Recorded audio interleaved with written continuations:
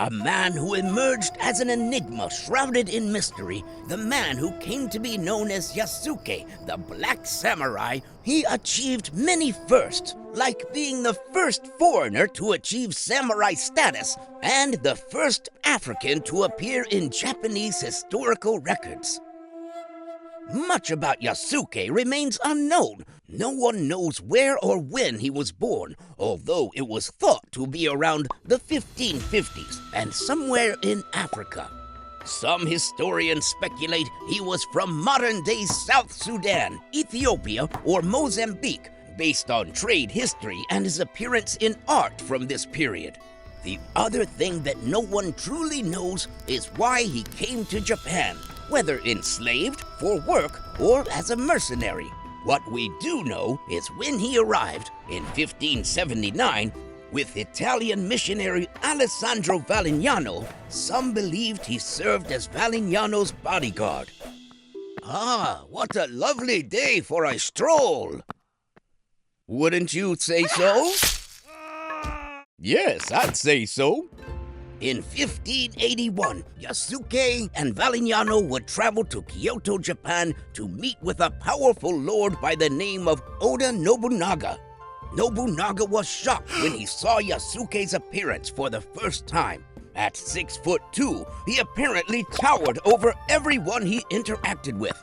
But more importantly, Nobunaga had never seen a person with dark skin before. And as a result, he reportedly ordered Yasuke to have a bath upon entering Kyoto, thinking that he had been covered in black paint. Scrub harder! I'm scrubbing as hard as I can! I don't think that's going to work. In 16th century Japan, the title of samurai spoke to a person's rank. A samurai was a warrior in service to a lord or another warrior. Nobunaga's command employed thousands of samurai, all of them born in Japan. Samurai are deeply disciplined and legendary fighters who have been around since the 12th century. The ideal samurai was meant to be a stoic warrior, following an unwritten code of conduct.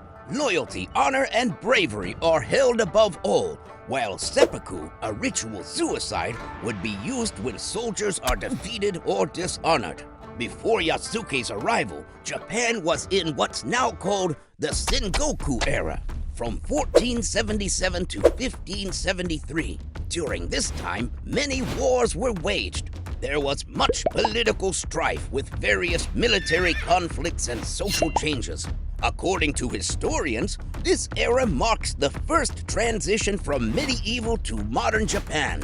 Right before Yasuke arrived, there was a power struggle that played out in the form of the War of Onin, which lasted from 1467 to 1477.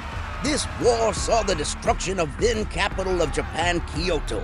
After the exhaustion of militaries and a great famine amongst the Japanese population, the war would finally end.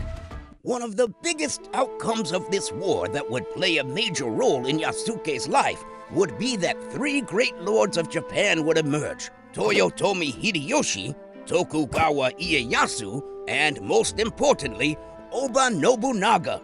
Nobunaga would overthrow the current shogun, Ashikaga Yoshiaki, and work to politically unify Japan. Forcefully. Following this would be the Tokugawa period. While the Sengoku era was marked by war from 1603 to 1867, this period was marked by mostly peace, economic growth, and political stability.